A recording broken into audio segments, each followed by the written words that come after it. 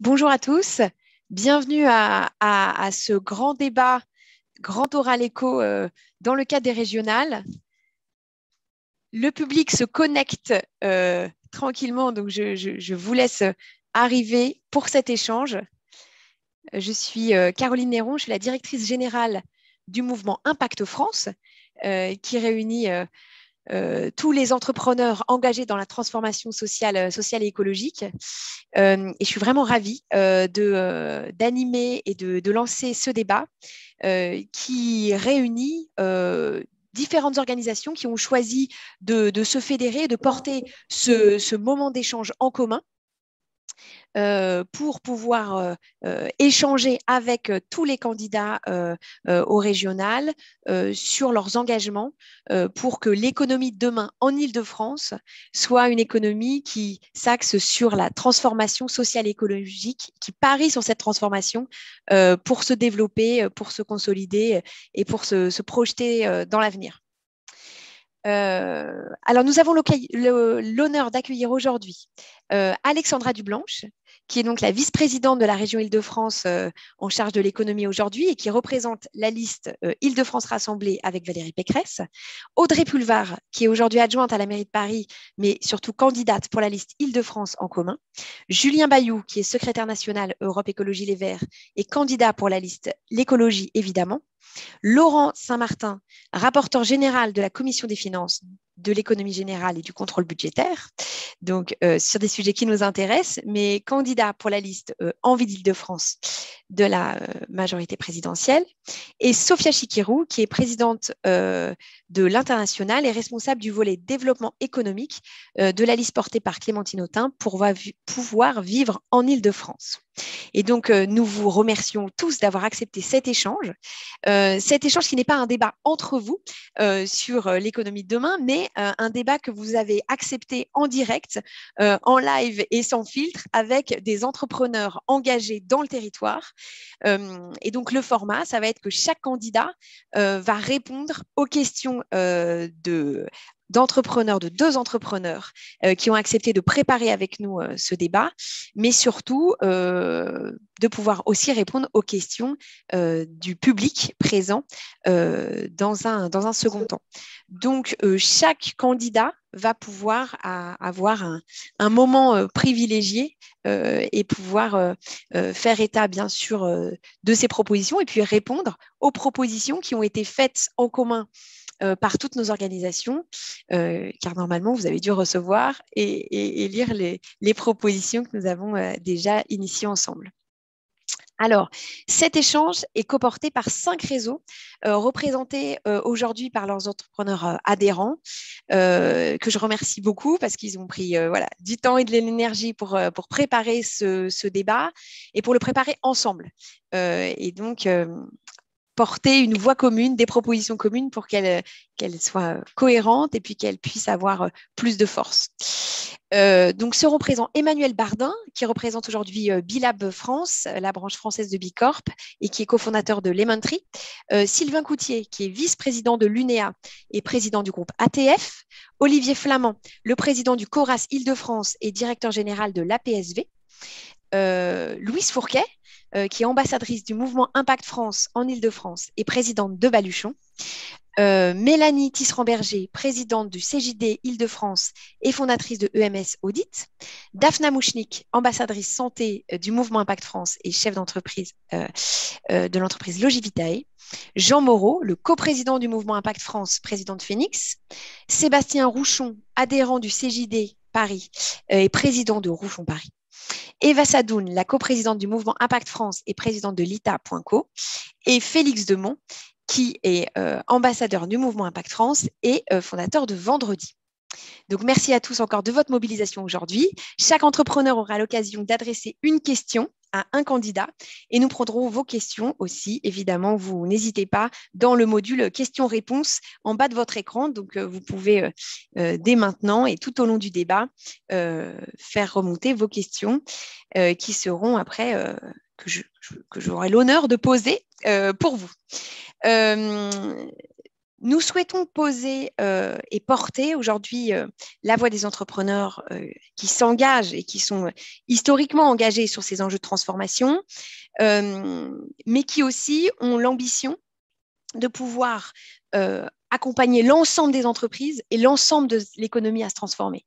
Et donc, les propositions qu'ils ont faites et qu'ils vous proposent aujourd'hui, ce n'est pas des propositions pour soutenir le développement de leurs entreprises et seulement de leur modèle. Bien sûr, c'est des pionniers, c'est un peu la locomotive de la transition, de la transformation.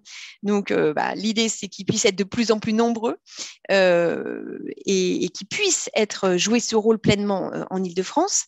Mais leur volonté, notre volonté aussi, c'est de pouvoir accompagner toutes les entreprises à se transformer réellement pour pouvoir répondre ensemble à l'urgence sociale et écologique et encore une fois, inventer un modèle d'économie demain qui soit plus résilient, plus durable et plus juste.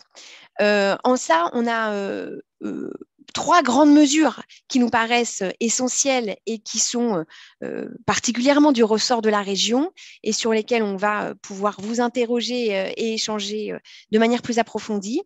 La première, c'est renforcer le tissu économique par l'engagement social et écologique des entreprises. Et donc, comment on incite et on consolide aujourd'hui les entreprises qui sont fragilisées dans la situation actuelle, la situation de crise actuelle, mais en les aidant à inventer et à construire de nouveaux modèles plus résilients et plus durables. La deuxième proposition, troisième grand enjeu, c'est favoriser l'émergence de modèles économiques plus inclusifs et durables grâce à la commande publique, qui est un enjeu clé pour faire grandir et évoluer les entreprises pionnières de la transformation. Et évidemment, la troisième enjeu, c'est adapter l'évolution des emplois et de la formation professionnelle, qui est un enjeu clé de la région aux impératifs sociaux et écologiques. Donc, les entrepreneurs poseront tour à tour des questions à chacun des candidats sur ces sujets et au-delà sur leurs problématiques, évidemment, de terrain, car ce sont des acteurs de terrain. Et bien, pour lancer le premier débat, qui sera le débat avec Alexandra Dublanche, je donne la parole à Eva Sadoun pour poser la première question. Eva, c'est à toi. Bonjour à tous, j'espère que vous m'entendez bien. Merci beaucoup aux différents candidats et représentants d'être présents. Pour nous, l'enjeu de la région et de la région Île-de-France est assez majeur dans le développement de nos entreprises. Là, pour la plupart, on est du coup des entrepreneurs qui ont une action très forte dans la région. En tant qu'entrepreneur de la transition sociale et écologique, on fait face à des contraintes en termes de ressources, en termes de coûts et de marge. En fait, c'est effectivement quand on décide de produire en France, nécessairement, on va avoir effectivement un compte de résultat qui va être structuré d'une manière différente qu'une entreprise qui décide de délocaliser l'ensemble de son tissu de production à l'extérieur, ou quand on travaille sur des énergies renouvelables et des énergies saines qui sont produites en local, pareil, on va avoir un compte de résultat qui va être un peu différent qu'une entreprise classique. Donc, on a ce qu'on appelle en fait dans l'économie une prime au vice. Donc, on a tout intérêt en fait aujourd'hui à émettre, à délocaliser et à détruire de la valeur plutôt qu'à produire de la valeur positive. Si j'introduis cette question comme ça, c'est parce que du coup, effectivement, là, on va faire face avec cette période à une crise économique assez majeure qui va remettre au cœur de nos préoccupations des enjeux d'emploi, notamment dans la région, des enjeux de développement de nos entreprises et peut-être que toute la partie vertueuse, sociale, écologique, impact risque d'être mise sur le bas-côté si les acteurs publics ne s'engagent pas. Donc du coup, la question que je souhaitais vous poser, c'était on soutient du coup un fort plaidoyer pour travailler notamment sur ce qu'on appelle une éco-conditionnalité des aides publiques, c'est-à-dire que en fait la région, dans la mesure où nos entreprises quand même évitent des coûts assez majeurs pour l'État, pour la région et produisent de l'intérêt général en local, si la région compte s'engager vis-à-vis d'une éco-conditionnalité, c'est-à-dire la priorisation des entreprises qui agissent en faveur d'un impact écologique ou social. Donc ça peut se faire à plusieurs niveaux, au niveau de la commande publique, au niveau de la priorisation sur certains appels d'offres, au niveau du développement territorial. Donc ma question, et sachant que vous êtes sur la région depuis déjà 5 ans. Donc, on pose cette question aussi en mode bilan. On n'a pas eu l'impression que nos entreprises ont été particulièrement priorisées, alors qu'on sent qu'elles ont une capacité de produire un intérêt général fort. Donc, ma question, c'est si vous vous réengagez, quelle sera votre action en faveur notamment de l'éco et socio-conditionnalité de vos aides et du soutien de la région aux entreprises et au développement économique? Alors, je ne sais pas si vous m'entendez, parce que j'étais un petit peu coupée. On t'entend. Allô? On vous entend parfaitement. Très bien. Bon, déjà, je voudrais vous remercier vraiment pour ces propositions et le travail qui a été fait derrière ce plaidoyer. Remercier toutes les structures qui sont derrière l'organisation de cet événement. Aussi pour dire que c'est vrai, vous l'avez dit, on a des entrepreneurs qui s'engagent pour notre région et notre pays et dont les solutions vont être encore plus essentielles dans les mois et les années qui vont venir face à l'urgence sociale et écologique notamment. Et donc, je remercie aussi tous ces entrepreneurs qui s'engagent. Nous, notre rôle, c'est effectivement de vous accompagner. On sait que vous avez des modèles économiques un peu différents, de vous accompagner via notamment des aides publiques, mais aussi de l'accompagnement en termes, par exemple, de conseils, d'accélérateurs, etc., pour vous rendre aussi, faire en sorte que ça soit durable dans le temps, avec un modèle économique qui est effectivement parfois à plus de coûts si on veut produire local, si on veut relocaliser, etc. Donc ça, c'est le rôle d'une collectivité publique d'accompagner. Je pense qu'on le fait depuis quelques années via tout un tas d'aides financières et on pense, nous, que c'est une dynamique qui est gagnant-gagnant puisqu'on veut vous aider aussi à passer à l'échelle. Et c'est vrai qu'il y a un débat entre les candidats qui sont là aujourd'hui, on l'a eu dans d'autres circonstances. Nous, on pense que l'ESS, de façon globale, et les solutions que vous portez doivent se diffuser dans tout le tissu de la région et de notre pays. Donc, on veut aussi vous aider à grandir pour que votre impact soit encore plus important. Et on s'est présenté avant ce débat et on a vu qu'il y a des entreprises qu'on aide vraiment à passer à l'échelle et ça, c'est extrêmement important pour nous. Après, vous l'avez dit, il y a aussi ce qu'on peut faire en termes de conditionnalité des aides, c'est-à-dire aussi imposer peut-être à des entreprises dites plus classiques des contraintes pour les aider, mais pas pour les embêter au quotidien, mais pour les aider à faire cette transition vers un modèle beaucoup plus durable. Donc typiquement, moi je vous donne un exemple, maintenant on met toujours des contreparties RSE quand on attribue une subvention importante à une entreprise que j'appelle classique. Donc, on va à la fois les accompagner pour la sensibilisation à la RSE parce qu'on sait qu'il y a une demande, il y a une volonté d'y aller, mais parfois on ne sait pas comment s'y prendre. Typiquement, je vous prends l'exemple de la relocalisation, on en parle beaucoup en ce moment. Il y a des entreprises qui ne savent pas par où commencer. Donc, typiquement, on est en train de faire un partenariat avec un cabinet de conseil pour payer des diagnostics et même jusqu'à l'accompagnement de l'entreprise, jusqu'à la mise en place de la solution RSE. Donc, ça peut être de la relocalisation, ça peut être tout un tas de choses, mais qui vont dans cette direction pour des PME et des ETI qui le souhaitent. Et aussi, comme je le disais, on va imposer des contreparties. Je vous donne un exemple. On a fait s'implanter en Île-de-France récemment, à Aubervilliers, une entreprise qui va faire des batteries électriques pour l'automobile du futur. Et donc, on a négocié en échange d'une aide qui est importante de la région, des achats locaux, par exemple. Il faut 85% d'achats locaux, de l'insertion professionnelle de personnes en situation de handicap, du mécénat de compétences, une démarche zéro déchet, de la formation aussi et de l'insertion d'emploi de jeunes qui sont aux alentours de cette entreprise. Et donc, on verse l'aide par tranche, ce qui oblige, mais encore une fois, moi je pense que voilà, je suis un peu plus optimiste et un peu plus confiante que d'autres peut-être dans l'entreprise pour les accompagner, puisqu'il y a une vraie volonté d'aller vers ces sujets-là. Et de toute façon, on sait très bien tous qu'on ne reviendra pas vers les modèles d'avant et qu'il faut accélérer encore cette transition. Et donc, un autre moyen qu'on a de le faire, c'est aussi, nous, on n'est pas que financeurs, on est entremetteurs. Donc, typiquement, on va mettre en relation des entreprises sur les achats responsables. On va faire des rendez-vous avec, d'un côté, des ETI qui veulent être plus exemplaires en termes d'achats responsables, et de l'autre côté, des entreprises comme les vôtres ou des entreprises adaptées, des entreprises de l'économie sociale et solidaire ou des associations qui vont les aider à aller dans cette direction-là. Et donc, en les mettant ensemble, on arrive à avancer. Par ailleurs, moi, je suis persuadée qu'on doit être nous-mêmes, évidemment, exemplaires. On l'a vu beaucoup pendant la crise, mais pas que. Typiquement, dès qu'il y avait un marché de la région, on s'interrogeait s'il y avait une solution ESS. On l'a fait, par exemple, sur le dispatch des masques avec une entreprise adaptée. On a mis en ligne une ligne téléphonique peut-être que vous avez utilisée pour répondre aux entreprises et on est passé par une entreprise adaptée. La commande publique doit être évidemment exemplaire.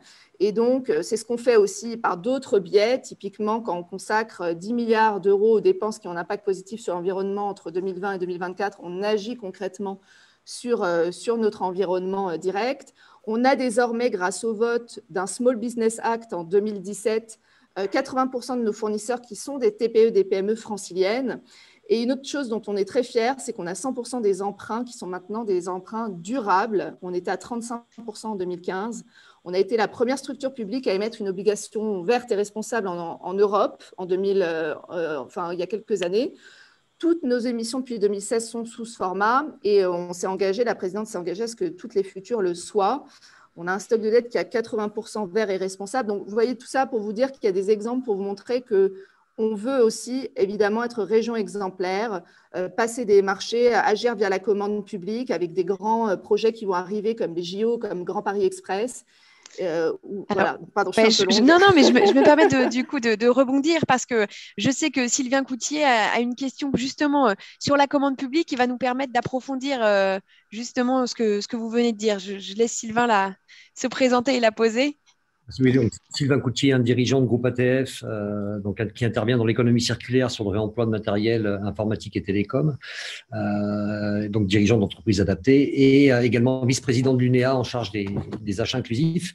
Alors, oui, effectivement, la commande publique est un enjeu majeur. On a vu récemment, au travers d'études qu'on a fait réaliser également par des cabinets spécialisés comme Accenture, qui avaient vraiment une vraie pertinence à passer d'une logique de dépenses publiques à une logique d'investissement social. Clairement, on sait aujourd'hui mesurer, alors au niveau des structures, entreprises adaptées, qu'une personne en situation de non-emploi, il faut l'indemniser, donc il faut activer la dépense, la puissance publique à cet effet, et que même si l'État maintient les subventions à destination des entreprises adaptées, in fine, une personne en situation de handicap en emploi, c'est un gain pour la puissance publique de 14 000 € par an. Donc, il y a tout intérêt à développer cette forme la commande publique est un accélérateur considérable pour créer effectivement les conditions, la pérennité des modèles économiques de nos structures et donc derrière les emplois qui vont avec. Vous avez évoqué le fait qu'il y avait déjà un engagement fort de la région sur la commande publique.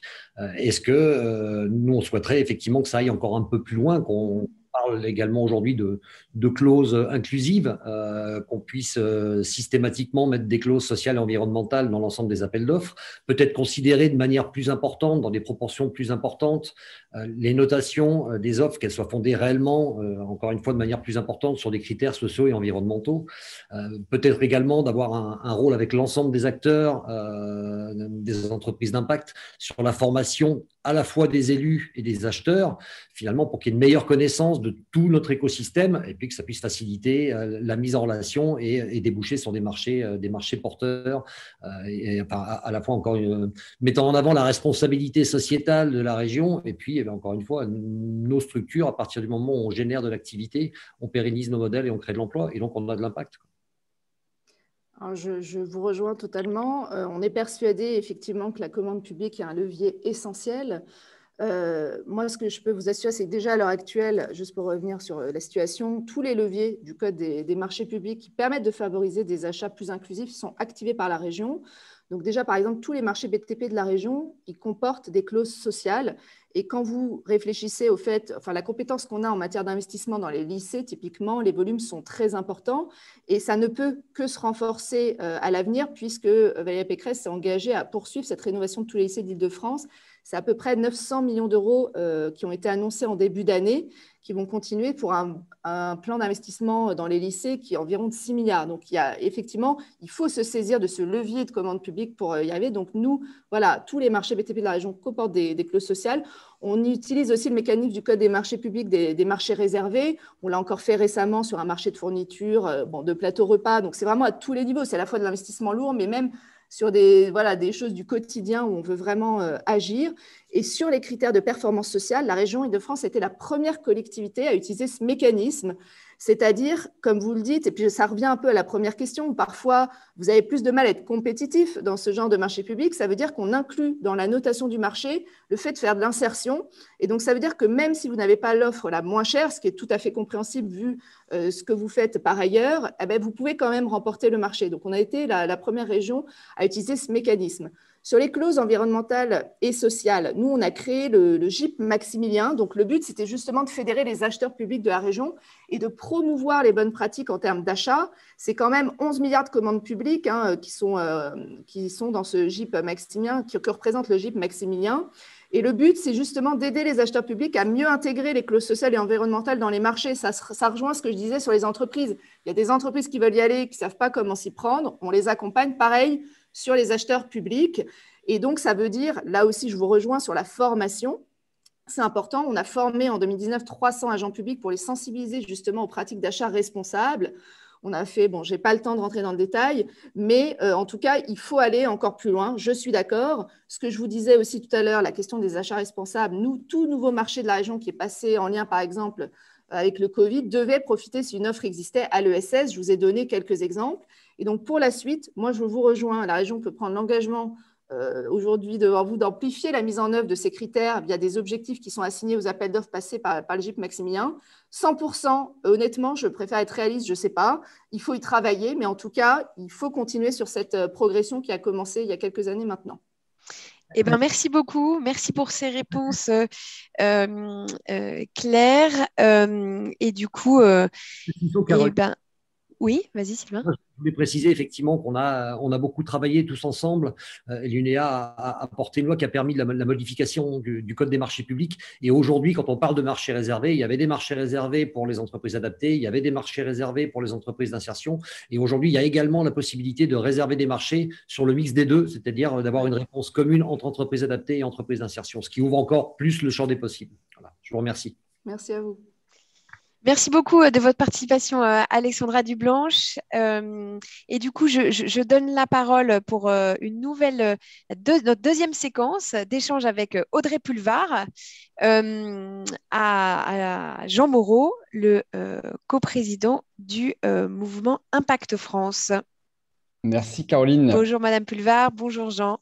Bonjour à vous, bonjour à toutes et tous. Merci. Je suis très heureux de m'adresser à vous le jour de mon anniversaire. Merci de votre invitation. C'est un cadeau d'anniversaire. Moi, je vais vous emmener sur le terrain de la formation, si ça vous va. Parce qu'on a le sentiment au mouvement Impact France que dans la région, on est bien équipé en termes d'écosystème d'accompagnement à l'impact, des incubateurs, des accélérateurs, des structures comme Make Sense, comme Entropia, à l'ESSEC, à Cergy-Pontoise.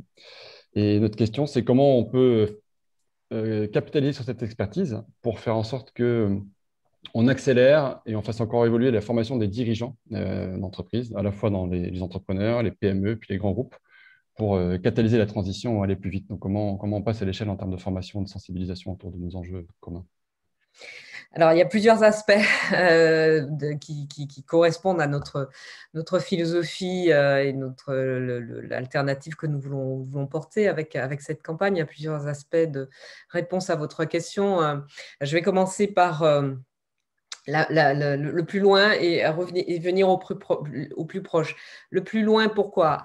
Parce qu'il s'agit pour nous d'expérimenter le dispositif territoire zéro chômeur de longue durée à l'échelle de la région. Et donc, quand je dis plus loin, c'est parce qu'évidemment, ce dispositif s'adresse avant tout à des personnes qui sont très éloignées des circuits de l'emploi, mais qui sont tout aussi volontaires que les autres à pouvoir avoir un emploi, retrouver un emploi, trouver un emploi, parfois un premier emploi, et correspondre à des compétences attendues par une entreprise. Et donc, évidemment, régionaliser le dispositif territoire zéro chômeur de longue durée, ça veut dire aussi mettre un gros coup d'accélérateur sur la question de la formation, notamment des personnes qui sont très éloignées de l'emploi. Je rapproche un peu la focale avec la formation des jeunes qui ne sont pas forcément encore considérés comme des chômeurs de longue durée,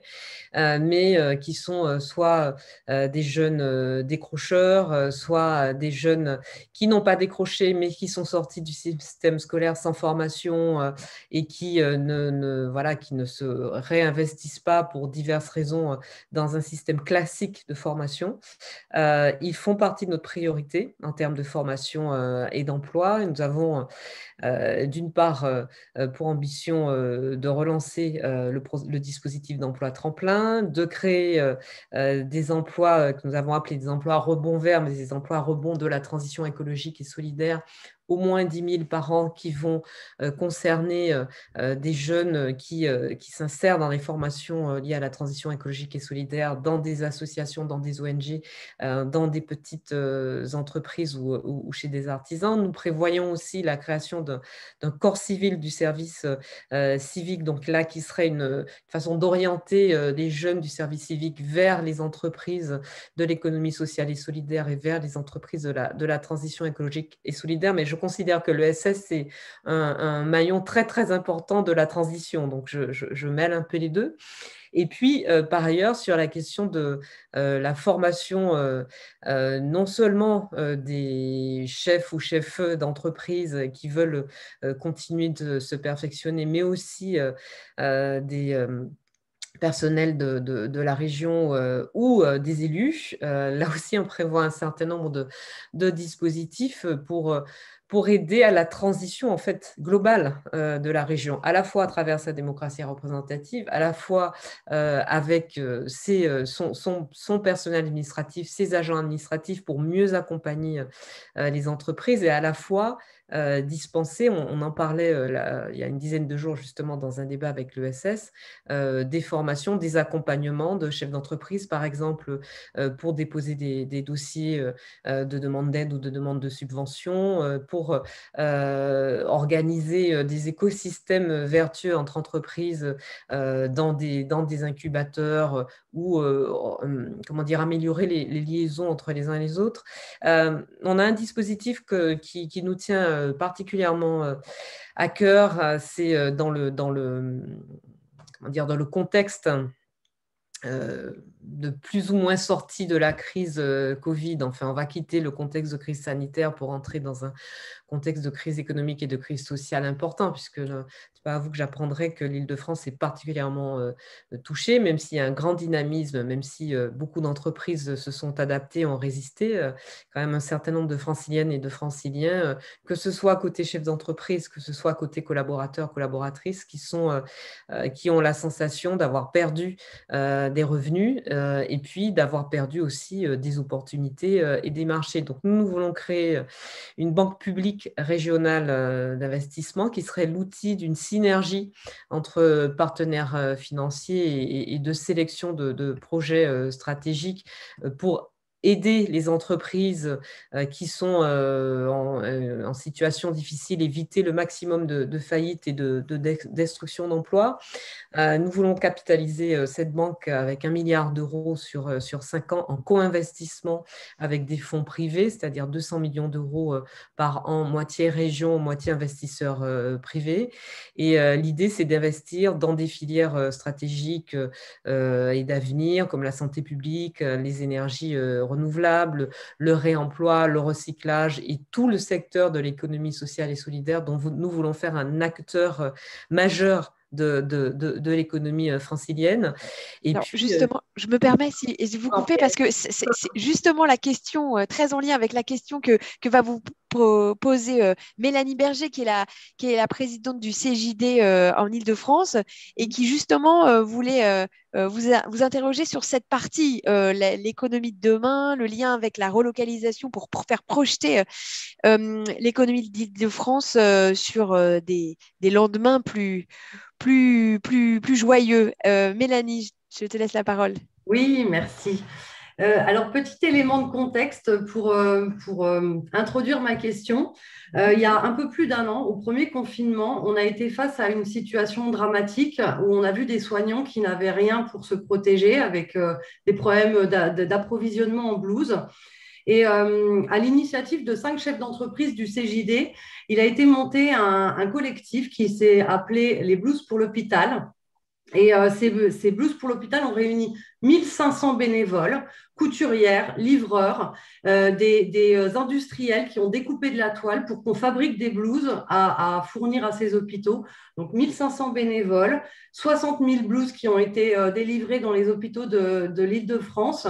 Et donc, ça introduit ma question qui est la suivante. Si vous êtes élu, quelle action pensez-vous mener pour pérenniser les capacités industrielles de la région Île-de-France et accroître la compétitivité et le potentiel de sous-traitance des TPE-PME de notre territoire? Alors, effectivement, c'est en lien avec ce que je disais à l'instant, notamment avec la banque. Je termine juste très rapidement, je prends encore un petit peu de mon temps de réponse sur l'emploi pour vous dire vraiment d'un mot que nous voulons aussi organiser des états généraux de l'emploi qui sont destinés à établir une stratégie régionale pour l'emploi et pour la formation professionnelle, et qu'évidemment, la formation professionnelle doit être un tremplin à la transition écologique. Et ça rejoint ce que vous me disiez à l'instant, Madame, c'est Béroé, pardon, ou Berger, je sais pas, je vois pas bien votre nom. Je rejoins ce que vous disiez à l'instant. Alors, cette banque publique régionale, elle est destinée à aider les entreprises, aider les TPE, les PME et aussi les artisans à faire face aux aléas de la crise. Elle est là aussi pour soutenir les initiatives, y compris les initiatives citoyennes. Alors, vous savez, moi, parmi mes propositions, je sais qu'on se focalise beaucoup sur la gratuité des transports, et moi la première, mais il y a une autre mesure qui pour moi est majeure et qui est tout à fait le reflet de l'état d'esprit dans lequel, un, nous menons cette campagne, et deux, nous voulons exercer nos responsabilités si les Franciliennes et les Franciliens nous font confiance, c'est l'Assemblée citoyenne du long terme. C'est-à-dire que moi, je parie énormément sur le génie citoyen et sur la capacité des citoyennes et des citoyens à participer au dynamisme évidemment d'un territoire et à l'élaboration de ses politiques publiques, de l'exercice de la responsabilité. Ça ne veut pas dire que les élus ne servent à rien, pas du tout. Ça ne veut pas dire que les citoyens doivent contrôler les élus ou les empêcher. Mais je pense qu'aujourd'hui, il est impossible de faire sans, de faire pour en faisant sans. On doit faire avec et donc faire de la co-construction avec vous, avec des acteurs économiques comme vous, avec les citoyens en général. Et ce type d'initiative dont vous parlez, c'est tout à fait, ça rentre tout à fait dans notre philosophie de la co-construction.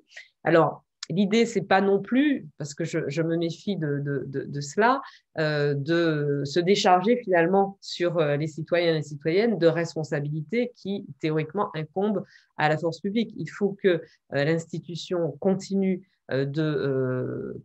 d'assumer ses responsabilités, y compris en termes d'organisation quand il faut faire face à une situation comme celle-là, mais qu'en même temps, nous soyons non seulement en capacité, mais dans un état d'esprit d'ouverture à l'égard de ce que j'appelle le génie citoyen, c'est-à-dire la possibilité pour les citoyennes et les citoyens de s'organiser entre eux. Souvent, ça se passe avec des entreprises d'économie sociale et solidaire. Comme encore une fois, comme je l'ai dit il y a une quinzaine de jours dans ce débat sur l'ESS, je considère, et ça ne vous étonnera sans doute pas vu mes positions passées, que l'ESS fait partie vraiment de la solution en matière de lutte contre le réchauffement climatique et d'établissement de la transition écologique et solidaire. Et je n'oublie pas que dans la transition écologique et solidaire, il y a le mot solidaire, qui pour nous est le plus important et qui porte en lui tout ce que vous réclamez en termes de relocalisation, de réindustrialisation, d'emploi local et inclusif et de retour à une économie qui soit finalement à taille plus humaine. Alors j'ai une petite question et je vous propose une réponse courte, mais du public qui est sur la gratuité des transports. Combien cela va-t-il coûter aux entreprises? Donc peut-être que et puis peut-être même à l'inverse, combien ça ne va plus coûter aux entreprises? Enfin, juste la question, c'est est-ce que vous y avez réfléchi vraiment? Juste rapidement, merci. Alors, il n'est pas prévu que ça coûte moins aux entreprises parce que nous souhaitons compter toujours sur le versement transport tel qu'il était tel qu'il est organisé encore aujourd'hui. Simplement, la destination sera différente en termes de lignes comptables, mais il ne s'agit pas pour nous ni d'augmenter, ni de supprimer le versement transport, car nous aurons besoin de cette ressource. En revanche, ce que nous souhaitons avec la gratuité des transports, et j'essaie de répondre le plus rapidement possible, c'est vraiment là encore d'associer les différents acteurs, entre guillemets, de cette question, à commencer évidemment par les entreprises et les petites entreprises, mais d'accompagner, on est toujours dans la question de la transition écologique et solidaire, d'accompagner les entreprises sur ce chemin-là, avec par exemple des aides à la conversion de leur flotte, les flottes de véhicules qui se transforment par exemple en flotte de vélos de fonction, la transformation de leur parking pour que les entreprises puissent installer des parkings sécurisés de vélos, l'incitation pour les entreprises à elles-mêmes inciter leurs salariés à plutôt utiliser, quand c'est possible, les transports en commun ou la multimodalité, transport en commun, marche à pied, transport en commun, vélo. Et puis, nous favoriserons évidemment tout ce qui concerne le covoiturage et l'autopartage. Est-ce que j'ai 30 secondes encore pour vous parler de… Non, je ne les ai pas. Non, mais j'essaie d'avoir un timing précis. Ça permet aussi à tout le monde d'écouter tout le monde. Et du coup, on doit le respecter. Mais merci beaucoup vraiment d'avoir de vos réponses claires. Merci Mélanie, merci Jean. Et du coup, on va passer à la troisième séquence avec Julien Bayou, candidat pour Europe Écologie Les Verts. Et pour lui poser sa première question, je propose à Emmanuel Bardin, représentant Bicorp et fondateur de Lemon Tree. Emmanuel, c'est à toi. Oui, bonjour à toutes et à tous. Bonjour Julien Bayou. Bonjour. J'ai une question qui est liée à la spécificité du territoire. La région Île-de-France, c'est la plus dense en termes de population. On sait que ça peut compliquer l'application de certaines politiques environnementales. C'est particulièrement vrai dans un domaine qu'on connaît bien, qui est les déchets. Et le taux de recyclage en Île-de-France est particulièrement bas. C'est le plus bas de métropole. Quelles vont être les actions concrètes que vous allez proposer pour augmenter les performances sur ce domaine-là? Merci beaucoup. Déjà, je vais répondre évidemment à votre question. Moi, j'aime bien ce petit format. Ça m'amène quand même à préciser un peu ma relation avec l'économie sociale et solidaire et l'entrepreneuriat social. Je ne mélange pas les deux, mais je sais que vous ne les opposez pas forcément, mais ce n'est pas tout à fait la même chose. Pour moi, c'est l'économie au service du bien commun et c'est ça l'enjeu. Et de fait, il doit y avoir un effet d'entraînement. Et le rôle des pouvoirs publics, c'est plutôt d'aider à passer à l'échelle. Donc, évidemment, ne pas vous soutenir, vous en particulier, mais plutôt un interventionnisme des pouvoirs publics. J'aimerais que l'État le fasse, mais il ne le fait pas. Demain, ce sont les régions écologistes qui le feront, pour amener l'ensemble de l'activité économique à se hisser aux standards que vous appliquez vous-même. De ce point de vue-là, la crise sanitaire, elle a révélé malheureusement toutes les impasses d'un système actuel qui ne fonctionne pas, qui génère des inégalités ou du dérèglement climatique. Et puisqu'avec Madame Dublanche, on se connaît bien pour ferrailler à chaque commission, je voudrais dire qu'il y a quand même énormément d'hypocrisie à dire pendant une campagne électorale qu'on est pour la critérisation des aides et nous la refuser depuis 5 ans. Malheureusement, ni sur les marchés publics, ni dans les aides économiques de la région, la droite au pouvoir ne met en place de véritables critérisation des aides. Pour nous, écologistes, c'est une évidence. Il faut refuser de financer des pollueurs. De la même manière, il faut pouvoir critériser ou une éco-conditionnalité au regard de l'égalité femmes-hommes ou de la qualité des emplois. Et moi, je ne comprends pas, en vrai, que vous nous ayez fait encore récemment financer Safran à hauteur d'1 million d'euros alors qu'ils ont fait 350 millions de résultats. Ils n'ont pas besoin de nous, finalement. Nous aurions pu aider 10 PME à hauteur de 100 000 euros. Ou Renault, qui, pour le coup, est très aidé par l'État, là encore sans conditionnalité, puisque c'est la logique de l'REM, et au contraire qu'il licencie. Donc nous croyons que l'intervention publique, et là j'en viens à votre question, elle doit servir de soutien aux activités vertueuses. C'est le cas de l'économie circulaire, c'est un enjeu évidemment climat, c'est un enjeu santé, parce que vous l'avez dit, la région est très dense et pour schématiser à grands traits, c'est la petite couronne qui produit les déchets et c'est la grande qui les subit. La Seine-et-Marne est le lieu des enfouissements de déchets.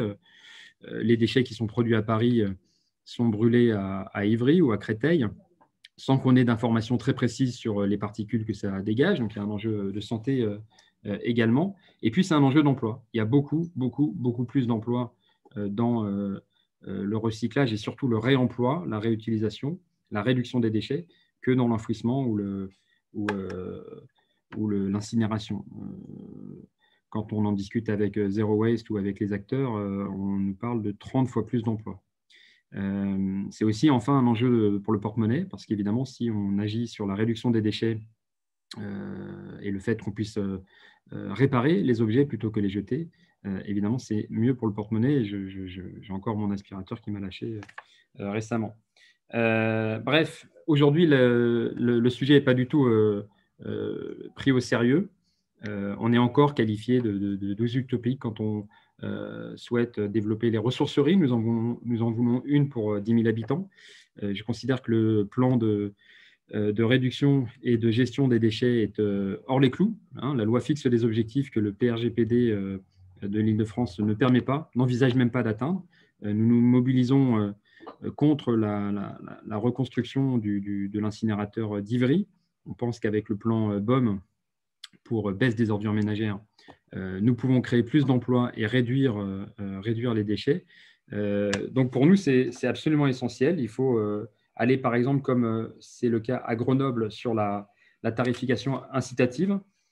C'est le fait, surtout peut-être, et ça c'est le rôle immédiat des pouvoirs publics de la région en matière de développement économique, de structurer la filière de l'économie circulaire, de pouvoir en amont travailler sur le plan de formation pour offrir à toutes les personnes qui le souhaitent déjà la capacité de se former, mais y compris les accompagner avec un revenu de transition écologique pour pouvoir se former sur ces métiers que nous considérons métiers d'avenir.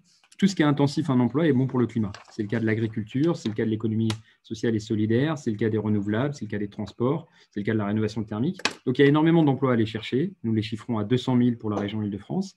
Et ça nécessite en amont d'organiser la filière de formation. Et évidemment, en aval, il faut que je termine, c'est ça? Je pourrais en parler longuement.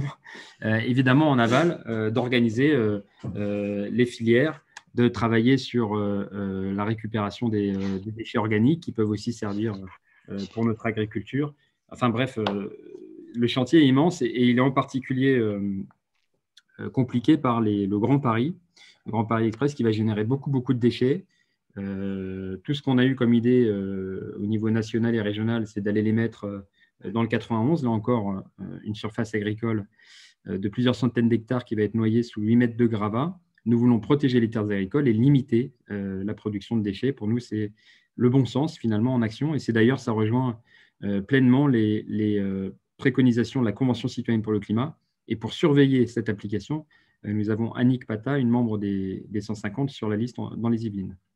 Alors, merci beaucoup pour cette réponse complète sur cet enjeu. C'est pas complet, je vais développer longuement. Daphna, qui dirige l'entreprise Logivitae, va vous poser une question sur un tout autre sujet, mais qui est très important aussi et au cœur des compétences régionales. Daphna, je te laisse te présenter en une seconde et puis… Bonjour à tous. Oui, alors je suis Daphna. J'ai créé en 2007 un service d'aide à domicile à vocation sociale parisien qui intervient auprès de personnes âgées ou en situation de handicap.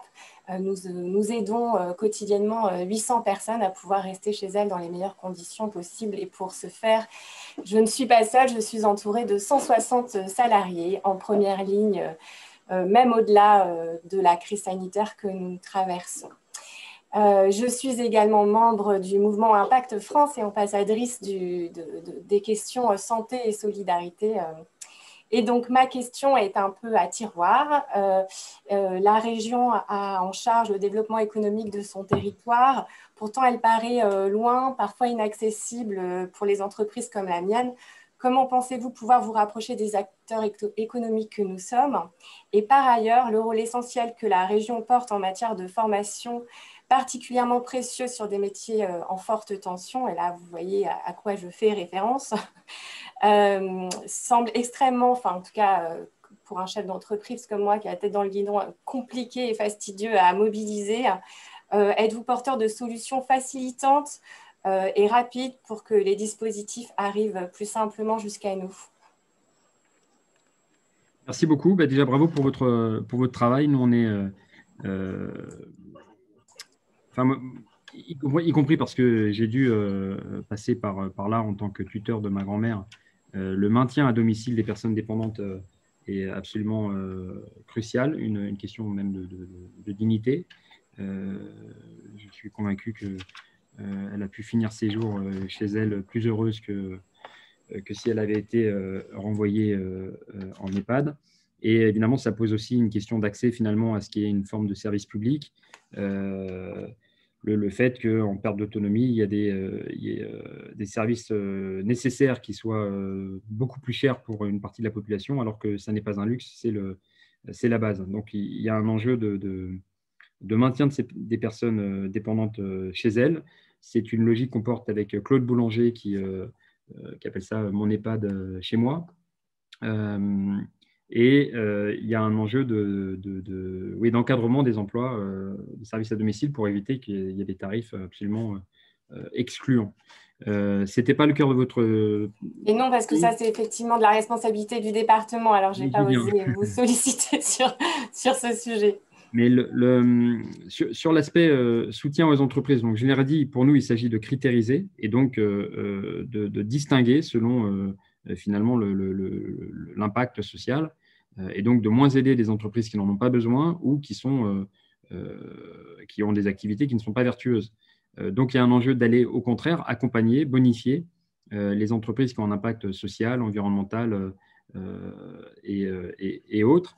Et donc, il y a par exemple une logique qu'on porte ensemble avec Mathieu Orphelin, qui est tête de liste dans les Pays de la Loire, c'est de faciliter drastiquement, pour le coup, un dispositif zéro paperasse pour les petites aides, pour faciliter les dépôts et le soutien aux entreprises. Il y a également un enjeu majeur sur les fonds sociaux, les fonds de solidarité européens, qui sont un dispositif il y a beaucoup d'argent à aller chercher, mais c'est un dispositif très, très lourd, à tel point que la région Île-de-France, celle de Valérie Pécresse, a été notée catégorie 4 et que les versements ont été suspendus. La région a très, très mal géré le passage des FSE à la région.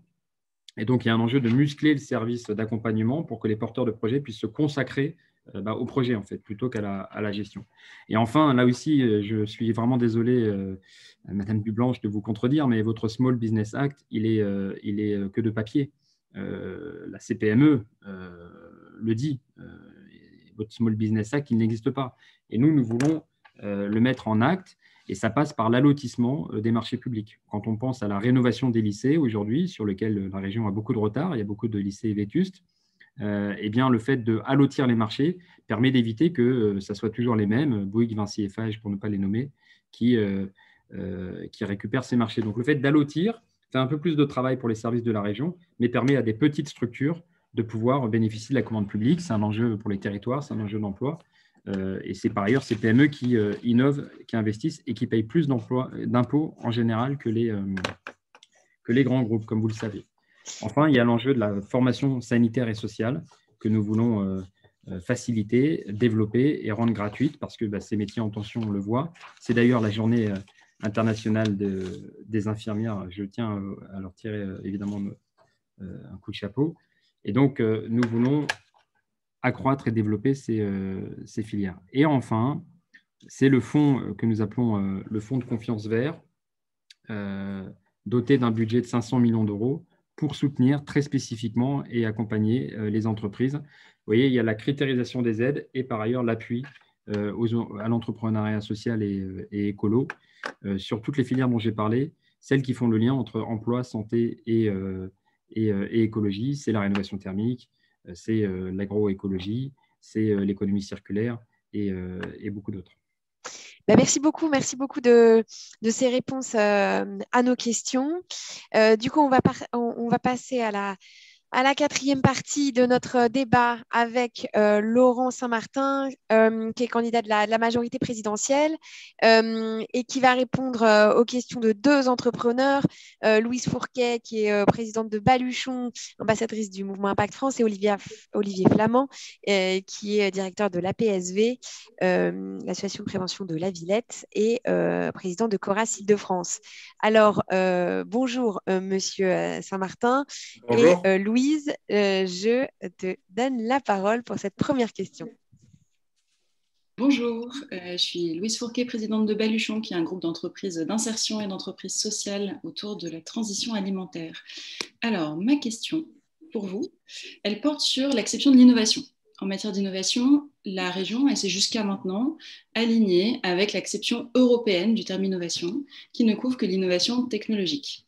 De fait, les programmes de soutien existants à l'innovation excluent la R&D sociale, les pôles de coopération, l'expérimentation autour de nouveaux produits, de nouveaux services sur des sujets d'évolution de la société et de résilience. Ces sujets qui sont essentiels justement pour construire cette résidence territoriale dont l'Île-de-France a besoin. Ça passe par l'évolution des systèmes alimentaires, ça passe par de l'expérimentation, de l'ingénierie pour développer des nouveaux modèles d'accès au foncier, de foncier solidaire. Voilà, ma question c'est, est-ce que vous êtes prêts à faire évoluer cette acception pour intégrer l'innovation sociale au même rang que l'innovation technologique dans le prochain schéma directeur de développement économique et de l'innovation? Merci beaucoup et à nouveau, merci pour votre invitation.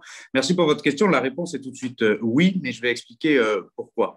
Avant d'avoir une vie d'élu et une vie publique, j'ai travaillé pendant plusieurs années, notamment à Oseo, qui est devenu dans le temps la Banque publique d'investissement, et j'ai été longtemps spécialisé dans le financement de l'innovation, et notamment de l'innovation des TPE et des PME, mais aussi des entreprises de taille intermédiaire. Et ce sujet de la qualification de l'innovation, c'est un sujet qui m'anime depuis très longtemps, depuis plus de 10 ans, et j'ai fait partie de ceux à la BPI qui ont fait rentrer le concept et la définition d'innovation sociale dans le financement de projets dits de R&D, mais du coup au sens plus large et pas uniquement technologique.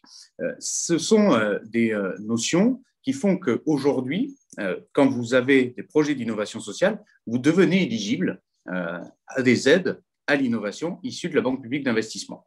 Des innovations de services, des innovations de marketing et des innovations sociales au sens plus large. Ces concepts-là ont pu être déclinés dans certaines régions en cofinancement avec des conseils régionaux. C'est le cas notamment à l'époque, maintenant ça a changé, mais du Nord-Pas-de-Calais. C'est le cas par exemple en Picardie. Et j'avais travaillé quand j'étais à la BPI d'Amiens pendant plus d'un an avec l'Institut Gaudin, que vous connaissez probablement, avec Nicolas Chauchois, pour qu'on crée une cartographie de ce que sont les projets d'innovation sociale. Et donc aujourd'hui, il y a des méthodes de qualification, il y a des méthodes d'ingénierie de projet pour qualifier l'innovation sociale et donc lui accorder des aides et de manière générale de l'investissement public aux côtés des structures, quelles qu'elles soient d'ailleurs, ESS ou pas, qui permettent justement d'avancer sur les problématiques d'innovation sociale. Donc pour moi, la réponse est oui. Il faut effectivement bousculer le cadre européen, mais on a démontré qu'on n'était pas obligé d'attendre que le cadre européen bougeait pour pouvoir faire des aides publiques, même dans le cadre des règles de minimis, pour pouvoir financer des entreprises, encore une fois, quel que soit le statut. Parce que comme on dit souvent là-dessus, et comme on discute aujourd'hui plus d'impact que de SS, le statut ne fait pas nécessairement la vertu et innovation sociale non plus n'est pas forcément en soi un gage de vertu. Donc c'est une double critérisation qu'il faut avoir dans cette notion-là pour l'aide publique. C'est la notion d'innovation sociale et la notion de vertu qu'il faut regarder en parallèle. Et c'est là où la région peut apporter spécifiquement par la connaissance de son territoire, par la connaissance de son tissu entrepreneurial, sa patte dans l'ingénierie de projet aux côtés de grands acteurs d'aide publique, comme par exemple peut l'être la Banque publique d'investissement. Écoutez, merci de cette réponse claire, précise. Et du coup, je donne la parole à Olivier sur cet enjeu qui revient des transports qui a notamment été évoqué tout à l'heure. Olivier, c'est à toi. Oui, bonjour. Donc, Olivier Flamand, je suis dirigeant de Villette Emploi, qui est un groupe économique solidaire spécialisé dans la culture. Donc, où nous travaillons avec des salariés en insertion et je préside Coras Île-de-France, qui est une fédération d'entreprises, environ 6 000 salariés en Ile-de-France, en parcours d'insertion, au sein d'entreprises d'insertion, de TTI, donc entreprises emploi d'insertion et d'associations intermédiaires, pardon. Alors, nous avons élaboré au sein de notre fédération un plaidoyer pour ces élections régionales que je tiens à votre disposition, mais évidemment, pour aujourd'hui et la méthode de cette grande orale, on va se concentrer sur une seule question, mais nous avons d'autres propositions également pour ces élections régionales. Effectivement, je vais revenir sur la question mobilité. Alors, Audrey Pulvar a pris position sur le sujet, mais j'aimerais peut-être aussi votre point de vue sur ce sujet de la mobilité. Nous, dans nos entreprises, en fait, nos salariés sont sortis d'un statut social de très grande précarité, de très grande pauvreté. Donc, ils sont sortis de la CMU, de l'aide médicale d'État, de la fin de droit, et notamment des ASS. Et ce sont des salariés qui ont entamé un parcours d'insertion. Souvent, début de parcours d'ailleurs, qui est plutôt à temps partiel, voire très partiel. Et il reste des travailleurs précaires, au moins pendant plusieurs mois. Et l'agrément d'insertion par activité économique, c'est 2 ans, enfin 2 ans, un peu plus de 2 ans, en fonction des situations individuelles. Et du coup, le coût des transports reste pour eux, dans leur budget, en fait, une charge très importante. Et vous savez comme moi que lorsqu'on travaille à moins de 50% du temps de travail, le remboursement du pass Navigo est pro rata temporis, en fait. Et on ne rembourse pas. Donc, finalement, ils sont moins remboursés que des salariés de droit commun que dans ce remboursement de transport. Donc, ma question est très simple, en fait, c'est au-delà des débats qu'on a pu entendre sur la gratuité des transports publics en Ile-de-France, moi, je m'intéresse plutôt à cette question des salariés précaires et des salariés en insertion. Est-ce que vous êtes prêts à vous engager pour que ces salariés aient aussi accès à la gratuité des transports comme les personnes en fin de droit et les personnes qui sont en situation sociale de très grande précarité, ce qu'ils sont encore quand ils démarrent leur parcours d'insertion. Et en corollaire également, je pense que le Pass Navigo devrait intégrer d'autres dispositifs de transport et de prise en charge du transport, notamment sur la question de la mobilité douce.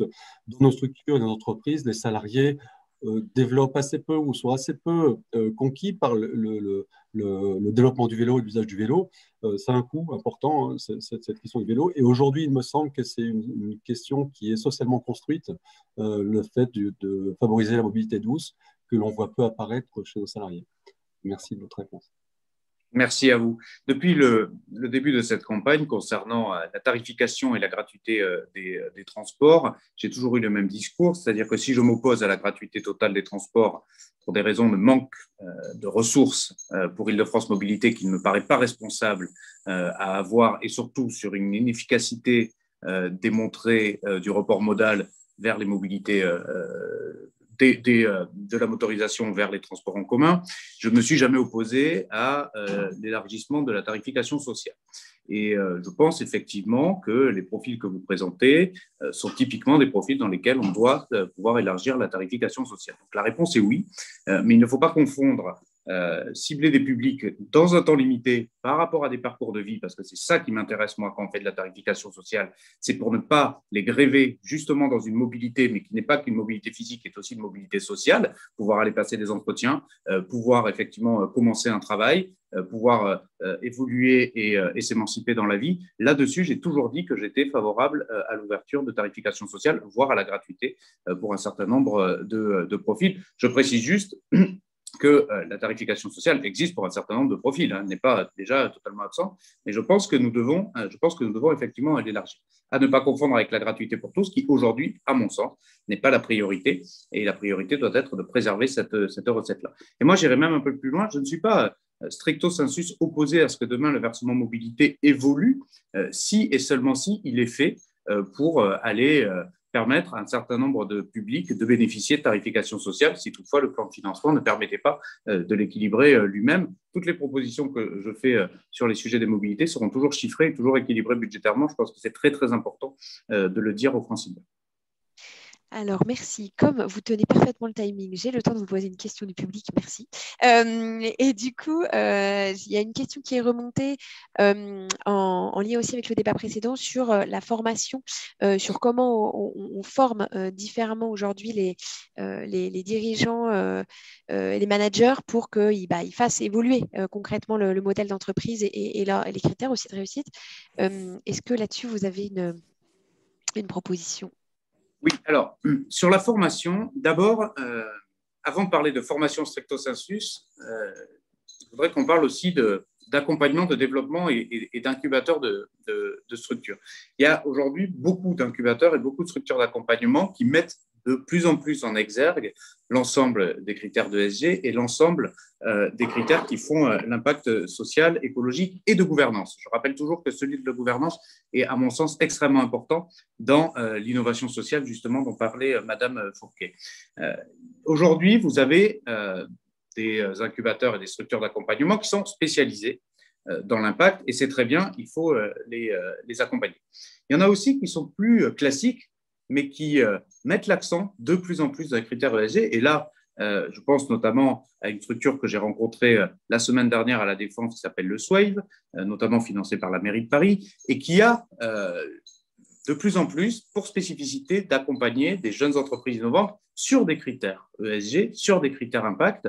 Je pense notamment à une structure que j'ai vue qui s'appelle PayGreen, qui est extrêmement performante, avec une très belle croissance et avec un impact à la fois social et écologique qui est extrêmement intéressant. Et on a là typiquement des modèles qui, à mon avis, il faut déployer, qui ne sont pas nécessairement toujours vus comme appartenant au mouvement à impact, mais qui évidemment ont au final la même efficacité, voire plus. Sur le côté formation professionnelle en tant que telle, puisque la région a la compétence, d'abord ça commence comme souvent, pas au niveau de la formation professionnelle, mais au niveau de l'orientation, je le répète toujours, et donc au niveau de la connaissance des métiers, et c'est quand on connaît les métiers qu'on connaît aussi les impacts sociaux, environnementaux ou de gouvernance que chaque métier, dans chaque filière, peut avoir, et ça c'est vraiment une culture du monde économique de demain et des nouveaux horizons économiques qu'il faut mettre tout de suite face aux plus jeunes, c'est-à-dire au lycée, et ça il faut absolument que l'orientation lycéenne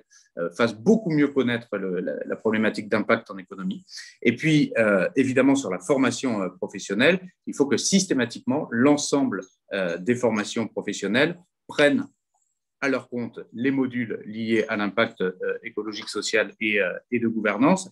Moi, j'ai proposé, dans le cadre de la création de mon fonds d'épargne populaire, qui est finalement la mobilisation de l'épargne de tous les franciliens qui le souhaitent pour pouvoir redynamiser notre économie pendant le plan de relance, j'ai proposé que 10% aillent directement soit au renforcement des structures de SS et de structures à impact, soit dans la formation qui crée les métiers que demain, ces structures-là vont embaucher pour avoir une économie plus vertueuse. Et j'insiste encore une fois là-dessus, si vous me permettez un mot de conclusion, que je ne veux pas que la politique de la région de demain soit focalisée uniquement sur les statuts d'entreprise, mais qu'elle soit beaucoup plus focalisée sur la finalité de l'action économique des entreprises, c'est-à-dire finalement sur leur impact.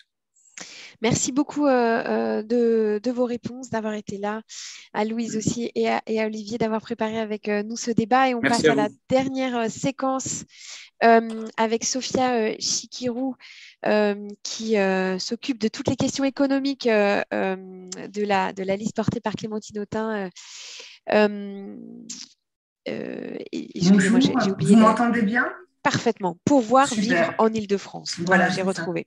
Et du coup, vous allez être interrogé par deux entrepreneurs, Félix Demont qui a fondé Vendredi et qui est ambassadeur du Mouvement Impact France, et Sébastien Rouchon de Rouchon Paris, ambassadeur du CJD.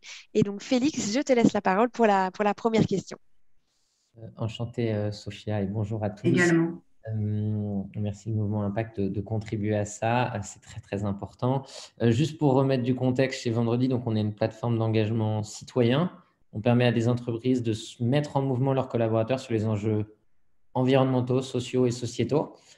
Comment, par une diversité d'actions qui vont du don financier, de l'admission de compétences, de la sensibilisation. On aide plus de 1000 associations et entreprises sociales qui sont les bénéficiaires. Et il y a plus de 20 000 collaborateurs déjà engagés. Je tiens à remercier la région qui fait quand même quelque chose, puisque nous, on a bénéficié du plan PM-UP. On a mis en place aussi un programme dans le cadre de la crise. Mais je pense qu'on peut faire beaucoup plus. Et du coup, c'est ce qui a été évoqué. Et je pense qu'on peut aller beaucoup plus loin. Moi, ma première question, elle est sur la question de la culture de l'engagement, parce que je pense qu'un des grands rôles du politique, c'est de transformer la culture. Et que le reste suit. Et du coup, quel rôle peut jouer la région pour favoriser une culture de l'engagement auprès des citoyens, les élèves, les collégiens, les lycéens, les étudiants, les freelances, les entrepreneurs, les dirigeants, les salariés, les retraités, tant en termes de normes que de mécanismes incitatifs, que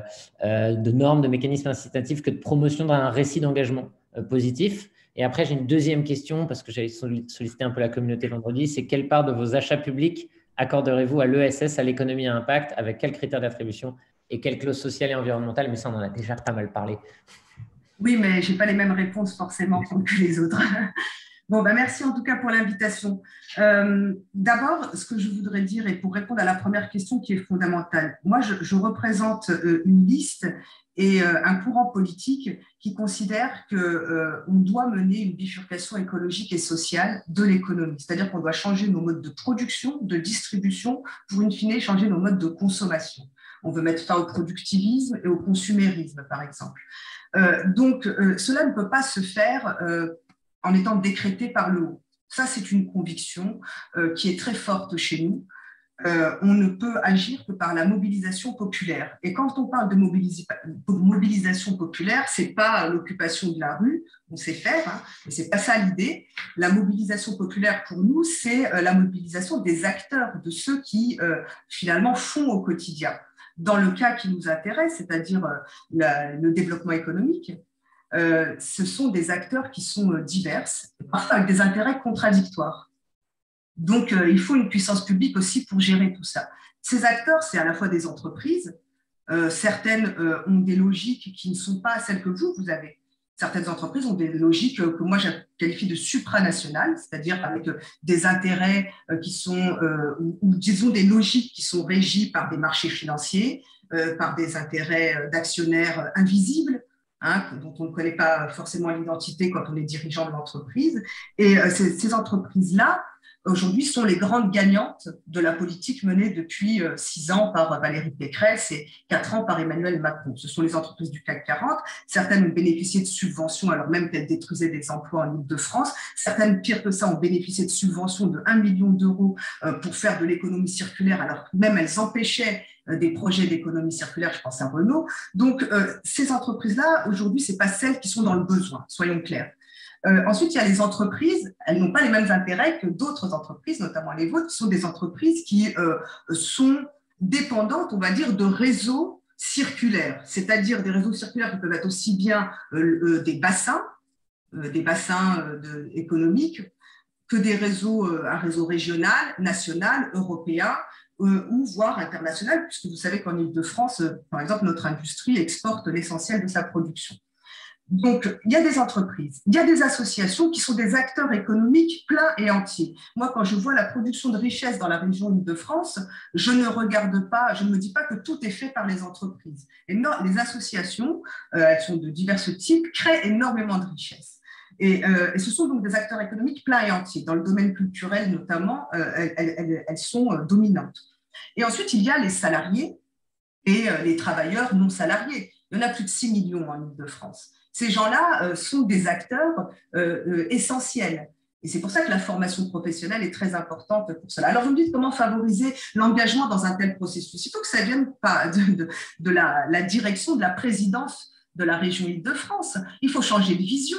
Si on est inscrit et si on perpétue les logiques de compétitivité, d'attractivité, de flexibilité, de réduction des coûts et finalement d'abaissement de la qualité de vie et des conditions de travail des gens, vous n'y arriverez pas. Vous resterez dans une culture de l'exploitation, une culture qui consiste à tirer la corde et à mettre les gens en tension.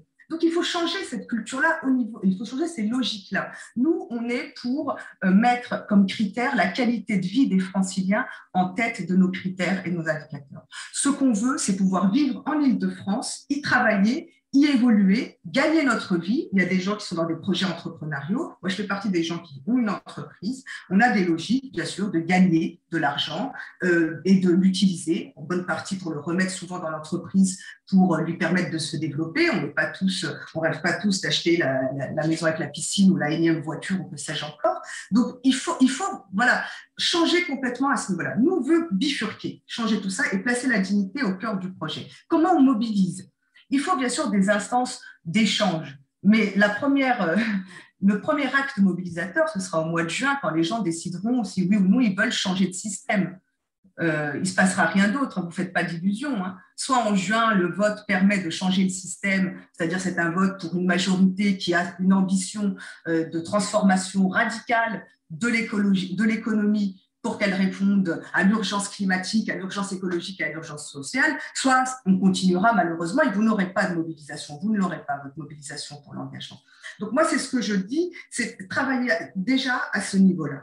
Ensuite, il y a des façons d'agir concrètes dans l'économie sociale et solidaire auprès des entrepreneurs sociaux, de les intéresser à des projets, c'est organiser et planifier. Je suis désolée, mais on ne fera pas autrement et on l'a vu avec cette crise sanitaire. Mettre les acteurs autour de la table pour parler sans fixer d'objectifs, sans fixer un plan, sans leur dire vous avez besoin de combien de gens à former, quels sont vos besoins en termes de formation, quels sont vos besoins là-dessus, voilà comment on va le faire à 3 ans, voilà à quel point on en sera à 6 ans. Moi, je dis la part de l'économie sociale et solidaire qui est aujourd'hui de 7% et qui régresse en Île-de-France à tort, elle doit être multipliée, elle doit avoir des objectifs de croissance annuels. Est-ce qu'on peut faire plus 50% la première année, plus 50% la deuxième année et arriver à la 6e année de mandature avec un taux à 20-25% de la part de l'économie qui soit de l'économie sociale et solidaire? Parce que c'est celle-là qui est l'économie d'avenir de la région Île-de-France. Je vous assure que si on reste fermé dans des logiques de compétitivité à l'international, on n'y arrivera pas. On continuera à avoir de la désindustrialisation parce que des industries qui ne travaillent qu'à l'export et qui ne sont pas assez compétitives à l'export, sauf à encore plus réduire le coût du travail, comme il est dit, et ça, on ne tiendra pas dans ce pays, ça craquera avant. Voilà, je laisse la question suivante parce que c'était pour répondre à une question, comment favoriser l'engagement, c'est la question qu'en tant que militant politique, on se pose tous les jours. Merci. Alors, effectivement, je donne la parole à Sébastien et puis on pourra revenir peut-être, s'il nous reste 1 minute, sur la deuxième question de Félix sur la commande publique. Mais du coup, Sébastien. Oui. Oui, bonjour. Bonjour, Madame Chikirou. Alors, moi, je suis désolé, je dirige une entreprise dite classique, alors qui est certes en pleine transformation, qui se remet en question et qui vise notamment une certification Bicorp en 2022. Alors, je le dis parce que alors, vous parliez de l'ESS à l'instant. Malheureusement, je ne suis pas certain qu'on puisse tous être de l'ESS à l'avenir et qu'il faudra quand même trouver un moyen d'inciter et d'aider toutes les entreprises à se remettre en question.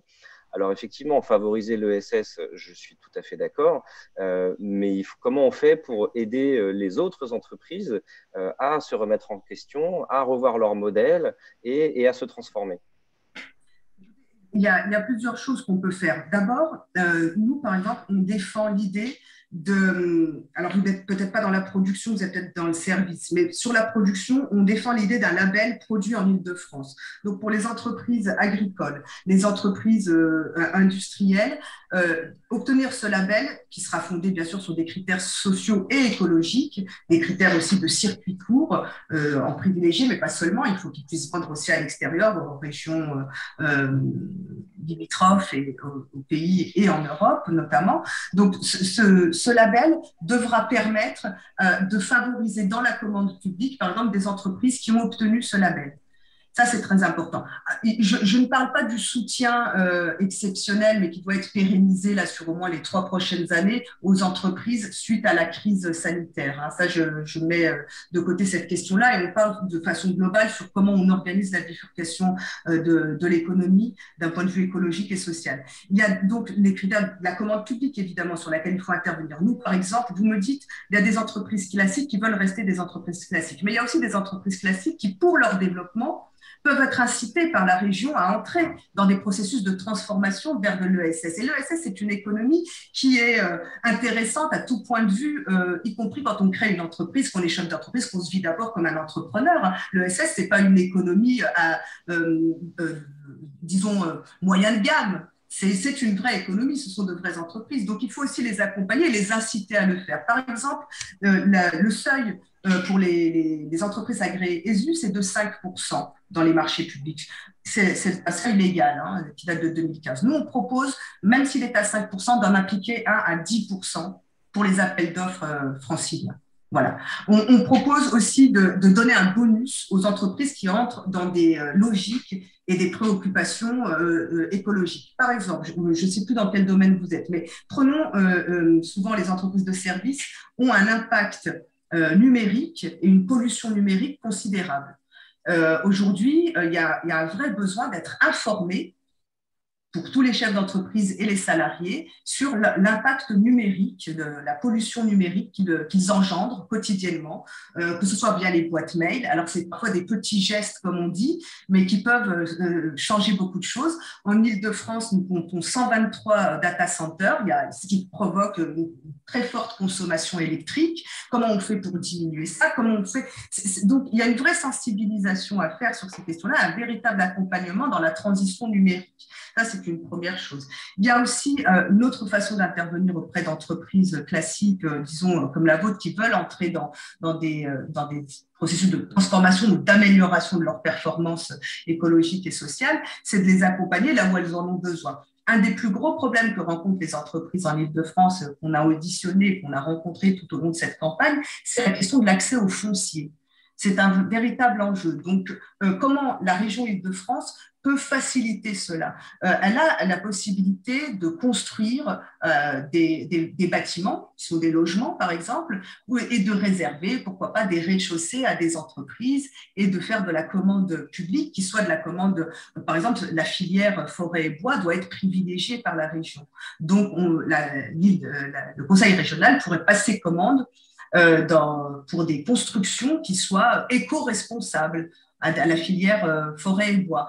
C'est cette façon-là que nous, on envisage d'intervenir pour accompagner les entreprises, c'est-à-dire à la classique, c'est-à-dire en remplissant le carnet de commandes, en les aidant à remplir le carnet de commandes dans des logiques circulaires, c'est-à-dire qui profitent à la région. Après, quand je vous dis que oui, c'est vrai que dans notre vision, on a envie de renforcer l'économie sociale et solidaire dans notre région, parce qu'elle a été maltraitée ces derniers temps. Ensuite, il y a un dernier aspect, c'est la question de la formation professionnelle. Excusez-moi, je vais boire un peu d'eau. Et ça va être oui. La dernière phrase de conclusion de notre débat. Sur la formation professionnelle, de toute façon, je n'arrive plus à parler. Excusez-moi.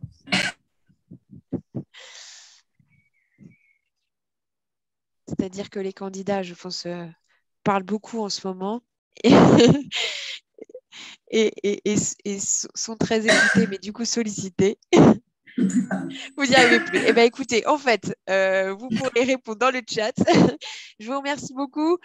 Je remercie beaucoup vraiment tous les candidats qui se sont mobilisés, qui ont pris du temps pour ce débat qui a été suivi par plus d'une centaine d'entrepreneurs qui ont utilisé une pause déjeuner citoyenne aujourd'hui, qui ont assisté, participé dans le chat à ces échanges. Je remercie infiniment encore une fois tous les entrepreneurs qui sont des entrepreneurs qui ont, je sais, des emplois du temps chargés, mais qui s'engagent et qui avaient envie de faire vivre ce débat citoyen démocratique aujourd'hui pour que leurs engagements puissent se développer en Île-de-France et que leur modèle puisse se généraliser. Je vous remercie donc tous d'avoir pris le temps de participer à cet échange et d'avoir fait qu'il soit réussi. Ce débat était enregistré, donc il sera retransmis sur les réseaux sociaux pour ceux qui ne pouvaient y assister en direct. Merci à tous. Et du coup, pour les adhérents du mouvement Impact France, on se retrouve pour notre échange complémentaire entre nous. Et pour tous les autres, à très bientôt. On suivra ces engagements pris ou non pris dans les prochains mois, dans les prochaines années. Vous pouvez compter sur notre mobilisation. Très bonne fin de journée à tous. Et vous pouvez vous inscrire sur les listes électorales d'ici le 14 mai. Merci. Tout à fait. Au revoir. Merci à tous. Merci beaucoup. Merci beaucoup. Au revoir. Bonne fin de journée. Au revoir.